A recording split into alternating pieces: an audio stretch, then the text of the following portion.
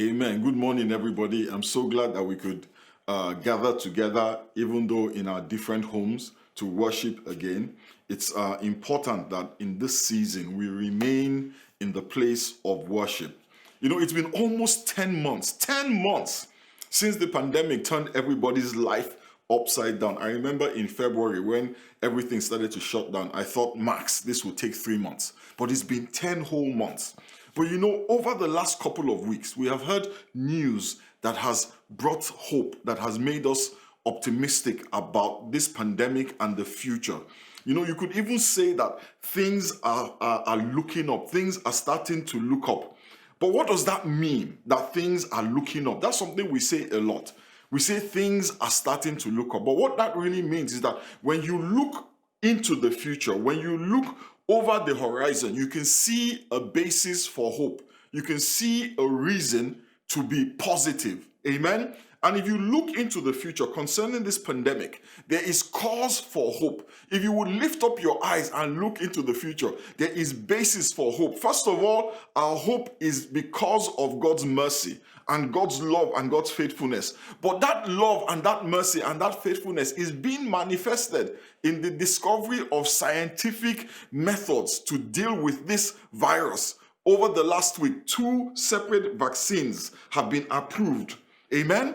So that people are already getting vaccinated. People are already getting shields and barriers are already coming up against this disease. And the Lord will perfect what he has started in the mighty name of Jesus. You know, isn't it interesting that when we are sad, we tend to say that we are down. When we're unhappy, we have a tendency to look down. But my brothers and sisters, God is calling you and I to look up. And the message of Christmas, or one of the messages of Christmas, is to look up. And let us, see what happens when we look up. When David, the greatest king of Israel, looked up, the Bible says in Psalm chapter 8, verses 3 to 6, God, when I look up at the night sky and I see your handiwork, the moon and all the stars that you set in place, I ask, what are we mere mortals that you should bother with us? And why should you care about mere humans? But you made us just a little lower than the angels, and you've given us glory and honor, and you put us in charge of everything you made. Lord, you are amazing. When you look up and see how big God is, when you see how awesome and powerful and great he is, it puts our problems in a different perspective. But when we cast our eyes down and focus our attention, our mind on our problems, they only get bigger and bigger until we get overwhelmed by them. In Psalm 121, David said, I will lift up mine eyes unto the hills, from whence cometh my help. My help cometh from the Lord, which made heaven and earth. He will not suffer thy foot to be moved. He that keepeth thee will not slumber. Behold, he that keepeth Israel shall neither slumber nor sleep. The Lord is thy keeper. The Lord is thy shade upon thy right hand. The sun shall not smite thee by day, nor the moon by night. The Lord shall preserve thee from all evil. He shall preserve thy soul. The Lord shall preserve thy going out and thy coming in from this time forth and even forevermore. When David wrote this psalm, David was hiding in a cave, being pursued by Saul, who wanted to destroy him. But David looked up to the promises of God, and he was able to see that even though right now things were tough, the word of God would come to pass in his life. Turn your Bibles very quickly with me to the book of Isaiah. I'm just going to select a few verses from Isaiah chapter 40 for us to read this morning. Let us start with verses 9 to 15 and verse 22, and I'm going to paraphrase. It says, shout this news from the mountaintops. Tell everyone your God is coming. Yes, the sovereign Lord is coming in all of his glorious power. I don't know who needs to hear this morning, but the sovereign Lord is coming in all of his glorious power. He will feed his flock like a tender shepherd and carry his lambs in his arms, holding them close to his heart. He will lead us gently. Who else has held the oceans in his hands? Who has measured off the heavens with his fingers? Who knows enough to be God's teacher or counselor? Has the Lord ever needed anyone's advice? Does he need instruction about what is good or what is best? No. For all the nations of the world are nothing in comparison to him. Listen, God does not need anybody's advice to bless you. God does not need anybody's instruction to bless you. His love and his mercy and his faithfulness compels him to bring his word to pass in your life. He doesn't need anybody to give the okay. He doesn't need anybody to sign off on your blessing. It is his to do. He is willing and he is able. Hallelujah, somebody. The Bible says that the nations of the world are nothing in comparison to him. They are but a drop in the bucket, mere dust.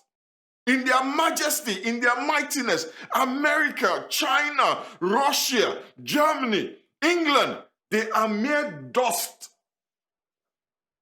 on the scales. He picks up islands as though they had no weight at all. It is God who sits above the circle of the earth. Hallelujah. Isaiah is basically telling the people of the time to look up. To look up. He says, look up to the mountains. Behold, your Lord is coming. He says, we serve a gentle God who will hold us in his arms like lambs. But we serve a powerful God, a sovereign God, who doesn't need permission to do his will. And then if you read verses 26 to 31, again I'm paraphrasing. Let's look again at what he said. He said, so look up. Turn to the person sitting next to you. So look up. Look up into the heavens. Who created all the stars? He made each one after another, calling each by its name. And he counts each one to see that none are missing. So how can you say that the Lord does not see your troubles? How can you say God doesn't care about what happens to me? Don't you know that the Lord is the Lord? There's no one else. The Lord is the Lord. He never grows tired or weary, and that he knows and understands everything, even what you're dealing with right now. Says he gives strength to those who are tired and worn out. He offers power to the weak. Even young people become exhausted and they want to give up. But those who put their hope in the Lord will find strength. They will find new strength. They will fly high on wings like eagles. They will run and they will not grow weary. They will keep on walking and they will not faint. Hallelujah. That is the promise of God. It says you will run and you will not grow weary. You will keep on walking without fainting. No matter what you're dealing with right now, in this season, some of us are looking forward to Christmas, but so many of us, it is not really the same as it was last year or the year before. It is not so merry. Some people have lost their jobs. Some people have lost family members. Some people are not feeling so good right now. There's this thing called SAD, seasonal affection disorder or something. I don't know what the actual definition, but it talks about how in this season, in this winter season, people start to get depressed and anxious. I don't know what you're dealing with. You may be dealing with anxiety. You may be worried about the future, worried about your marriage, worried about your finances, worried about whether your dreams will come to pass or not. Thinking about how in 2019 we entered 2020 with so much hope. And in so many ways, 2020 was not what we expected. And the idea that that may happen again in 2021 is causing anxiety for a lot of people. But the answer, my brothers and sisters, is not in your problem. If the answer was in your problem, you would have found it. The answer is not to focus on your problem. Many of us are dealing with circumstances that are beyond our control, that are beyond our ability to manage. If you could conjure up money, wouldn't you have? If you could create a spouse, wouldn't you have? If you could give yourself a job, wouldn't you have? No. We must lift up our eyes and look up. Look up and you will see what David saw. You will see what Isaiah prophesied. And you know what? That is exactly what Mary did when an angel came and told her that she was going to be the mother of God. In Luke chapter 1, verse 29, the Living Bible says, confused and deeply disturbed, Mary tried to think of what the angel's words might possibly mean. The emotions that came, when we read this story, we have a tendency to imagine them from those picture books we read growing up. An angel appears to Mary and everybody is smiling and there's a lot of light. But the truth is that when the angel said to Mary, you are going to be the mother of God, the Bible says Mary was confused and she was deeply disturbed. Now put yourself in her shoes for a minute. You're engaged to be married in a few days, maybe a couple of weeks, and part of the condition of the marriage is that you are a virgin. Now, you have to go tell your fiancé that you are pregnant and somehow you're still a virgin, and that the father of this baby in your belly, and by the way, we all know how babies get into bellies, right? The father of this baby in your belly is God. How does their relationship survive that kind of conversation? What was Joseph going to think? What would her parents think? What would his parents think? What would his friends think? Nobody will believe that story. All she could see in front of her was the broken relationship, the humiliation from being labeled as a bad girl in the community. That word that we read as confused in this verse, actually in the original Greek, it means perplexed, anxious, completely shaken, troubled. Those were the emotions that rose up in Mary's heart when the angel said to her, you are going to be the mother of God. How about Joseph? How would you feel if your fiancé, this girl that you've fallen in love with, that you've been talking, you were dating, you were exclusive, now you are engaged, about to get married, comes and tells you, Joseph, Joe, I'm pregnant. But she's still a virgin, and God is the father. If that was you, how would you feel? At a minimum, you would be hurt at the betrayal. Your heart would just be broken to pieces. I am sure Joseph felt like a fool. This girl deceived him. How would he explain it to all the boys? These guys that he had asked to be part of his bridal party. Imagine that conversation. Guy, dude, bro, fam, my fiancée says she's pregnant, but we haven't slept together, and she says God is the father. What do you think, boys? I'm sure they would have said to Joseph, you must be a fool if you believe that story. You haven't slept with her, she's pregnant, and God is the father. Man, that girl is a tough chick. How would you feel if it was you? The Bible tells us in Matthew chapter 1, verse 19. It says, Joseph, to whom she was engaged, he was a righteous man. He was a good guy. And he did not want to disgrace her publicly. So he decided to break the engagement off quietly. So, Bible story, yeah? Christmas story. Mary is confused and troubled. Joseph is hurt and brokenhearted. What about the shepherds? Let's look at the shepherds. Luke chapter 2, verses 8 to 9 says, that night, there were shepherds staying in the fields nearby, guarding their flocks of sheep. Suddenly, an angel of the Lord appeared among them, and the radiance, hallelujah, the radiance of God's glory surrounded them. Now, you would think that the radiance of God's glory surrounding them would have made them delirious with joy. The Bible says they were terrified. That means that they were scared out of their skin. They were scared to death. And think about it. Some being, in a blaze of light, heavenly light suddenly appears while you're minding your sheep, just doing your own thing. You're driving down 635 or you're in the office and some creature, right, with a lot of light appears. You're not going to be like, hey, angel, how are you? They were terrified. They are petrified with anxiety, with fear. They're not happy. When the angel first appeared to them with the news of Jesus' birth, they freaked out. Now, this is Christmas, right? So, in this Christmas season, you've got Mary, who is confused and disturbed. You've got Joseph, who is hurt and brokenhearted. And now you've got the shepherds, who are terrified. Amen? But, okay, let's look at the other characters, the wise men.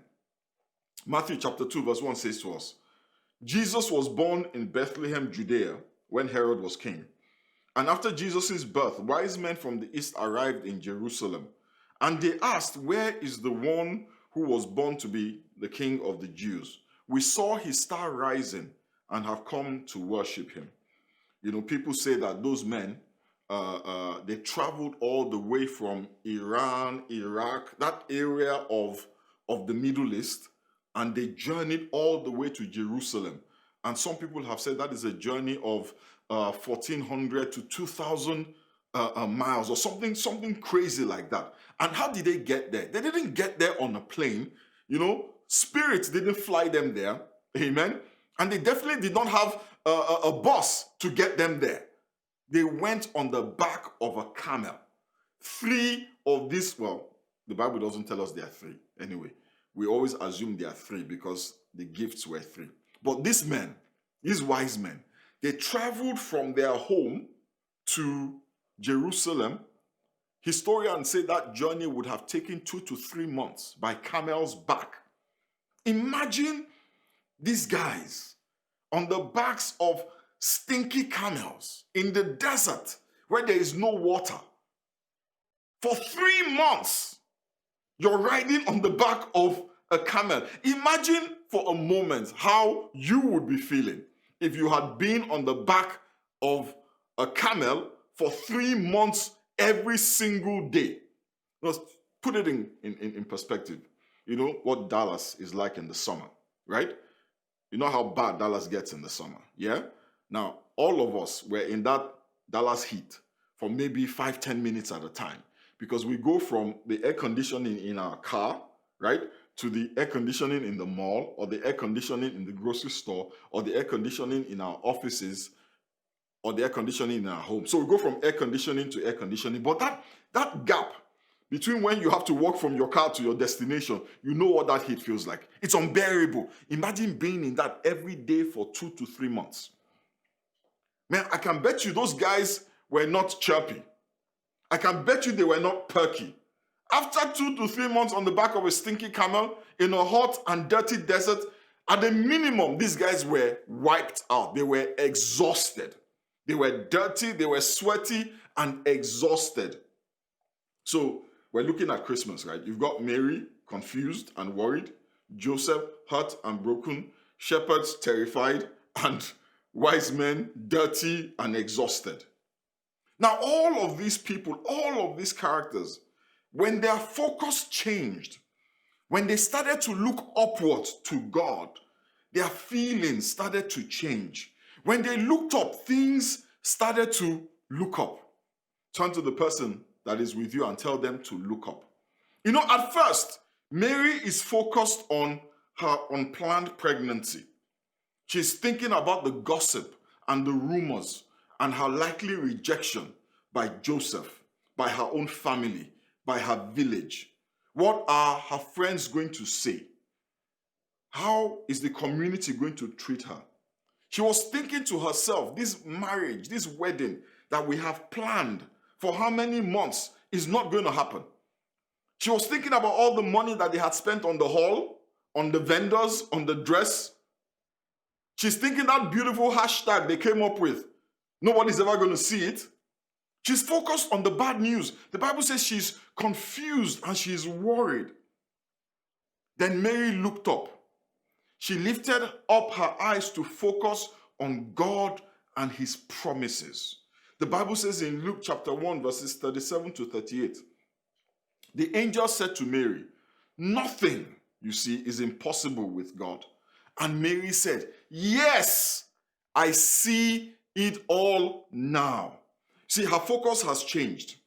She's starting to look at things from a different perspective. And look at what she says. From confused and worried. Here's what she says. So let it be with me just as you say.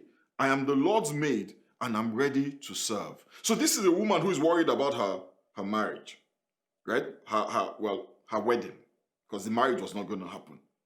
But she goes from confused, worried, perplexed, troubled to let it be with me, just as you say. She looked up and she saw God.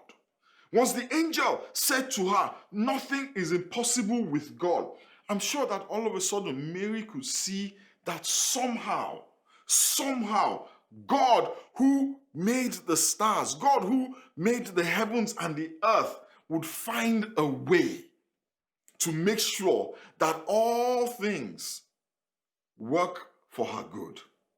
When Mary's focus changed, her feelings changed from worry to wonder, from confusion to celebration, from anxiety to happiness.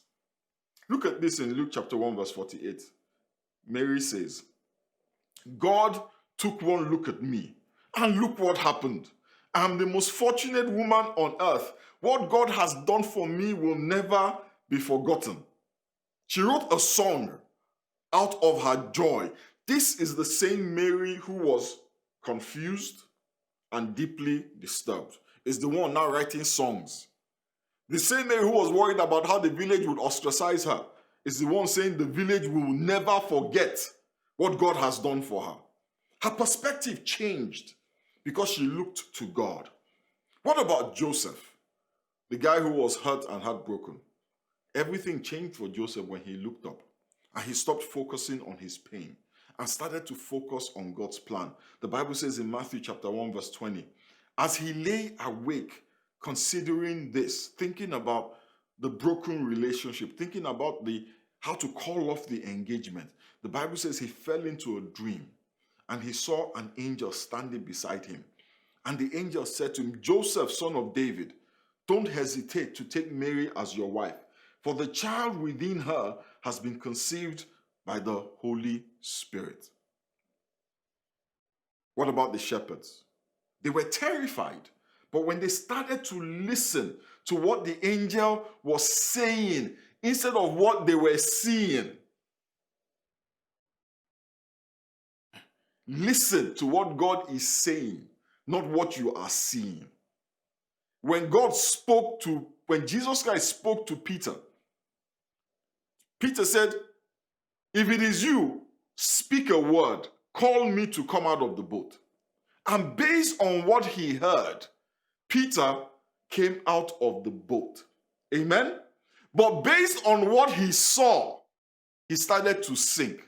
The Bible says faith comes by hearing, and hearing a word from God. But unbelief comes by seeing, by focusing our attention on the problem, on the circumstances, as opposed to looking up to the word of God. When the shepherds listened to the angels, look at what happened in Luke chapter 2 verses 10 to 16. But the angel reassured them. Don't be afraid, he said. I bring you good news. So see, this is the thing, right? And please don't be mad at me. The angel reassured them. He said, don't be afraid. You know, if you read the Bible, you will see that a lot. Don't be afraid. Don't be afraid. You know, there are many people who tell us that if we are afraid, you know, we fall out of favor with God. That if we have fear in our hearts, God will not answer us. But here is God reassuring people who are afraid. He doesn't dismiss them. He doesn't belittle them. He reassures them. So if you are afraid right now, I don't want you to feel condemned. God knows you are afraid. And his will is to reassure you, to move you from the place of fear to the place of faith. The angel reassured them. Don't be afraid, he said. I bring you good news that will bring great joy to all people. The Savior, yes, the Messiah, the Lord, has been born today in Bethlehem, the city of David, and you will recognize him by this sign. You will find a baby wrapped snugly in strips of cloth, lying in a manger. Suddenly, the angel was joined by a vast host of others, the armies of heaven, praising God and saying, "Glory, glory to God in the highest heavens, and peace on earth to those with whom God is pleased." When the angels had returned to heaven, the shepherds said to each other, "Let us go to Bethlehem. Let's see this thing that has happened, which the Lord has told us about." They hurried to the village and they found Mary and Joseph, and there was the baby lying in the manger. You see, they go from being afraid, from being terrified, to being brave. They go from being terrified shepherds to terrific preachers. Look at Luke chapter 2, verse 17. The Bible says, after seeing him, the shepherds told everyone what had happened and what the angel had said to them about this child. So these were guys who were terrified. Now they're going around telling people. They're so excited, they can't keep it in. They're going around telling people about Jesus. You know, what started out from sheer panic turned into a praise party. Amen? Luke chapter 2 verse 20 says, the shepherds went back to their flocks, glorifying and praising God for all that they had heard and seen. It was just as the angel had told them.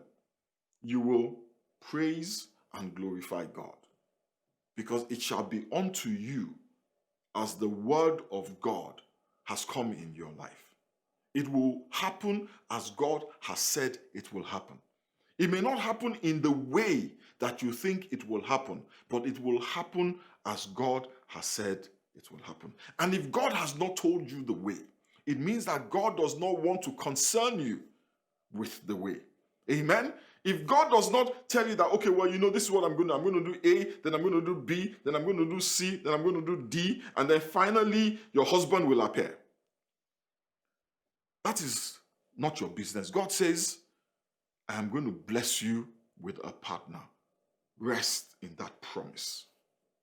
Amen? Don't worry about how it will happen.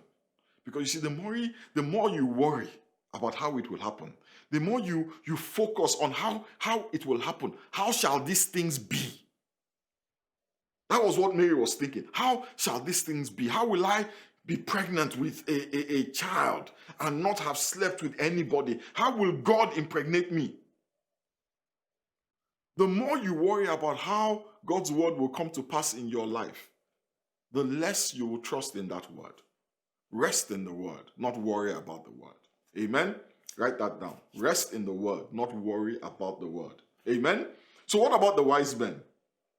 Now, the interesting thing about the wise men is that unlike the others, the wise men had been looking up from the get-go. Because you know, the Bible says that they followed a star. And the only way to see the star is to look up at the star. Amen? But you see, the interesting thing is this. If they had not been looking up, they would never have seen that star. They would have missed the entire birth of Jesus because they were not looking up. And that is why we have to remain on a constant basis, not just when we have problems.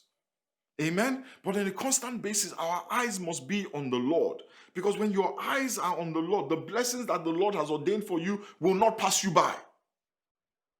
We have a tendency to seek the face of the Lord, to look up to God only when we have problems. But the Bible says concerning David, concerning Solomon, concerning the kings of Israel, that when they seek the Lord, when they sought the Lord, when their eyes were focused on the Lord, they prospered. Amen. In Matthew chapter 2, verses 9 to 11, and I'm rounding up here, concerning the wise men, this is what the Bible says. After this interview, after they left the palace of King Herod in Jerusalem, the wise men went on their way, and the star they had seen in the east guided them to Bethlehem. It went ahead of them and stopped over the place where the child was. When they saw the star, they were filled with joy. They entered the house and saw the child with his mother, Mary, and they bowed down and they worshipped him. Then they opened their treasure chest and gave him gifts of gold, frankincense, and myrrh. From exhaustion to joy. They were exhausted. They had been on the back of camels for 2 to 3 months. But when they saw Jesus, When they saw the baby Jesus, all of that fatigue, all of that exhaustion, all of that discomfort and irritability, all of that just fell off them. All the aches and the pains, the soreness from sitting on a camel. Have you ever sat on a horse? Your butt will be sore after a while. They focused on Jesus. They met Jesus, and the minute that they did, the Bible says joy filled their hearts. My brothers and sisters, this Christmas, you may be feeling anxious. And I'm not here to minimize or dismiss your anxiety. You may be hurt. You may be brokenhearted. You may be full of fear or just exhausted from all the drama, the stress, the unfulfilled expectations of 2020. The story of Christmas tells us that the solution, the solution to the problem, the key to healing the hurt and the broken heart, to replacing our fear with confidence, to restoring our strength when we're exhausted, it is to look up to God. All of the characters in the Christmas story, the way they felt changed once they were able to listen and look up to God. My brothers and sisters, I want to just encourage you this morning. Yeah? Look up to God. Look up, because things are starting to look up. And I'm not just saying that because of the vaccines. I'm saying that because of God's word. He said, I will never leave you nor forsake you. Amen. Praise the name of the Lord. Let us bow our heads and pray. Heavenly Father, we thank you and we bless you. Almighty and ever-living King, we just give you praise. We bless your holy name. Father, we thank you because you are an awesome God. And so, Father, this morning we pray that in the midst of this storm, in the midst of these challenges, in the midst of this season, you enable us to look up. You enable us to focus our attention on you. The Bible says you will keep him in perfect peace, whose mind is stayed on you. Father, help us that our minds stay on you. Help us, oh God, that our eyes are fixated on you. Thank you, Father, because we know that you hear us, because we have prayed this morning in the mighty and precious name of Jesus. Amen. Praise the name of the Lord.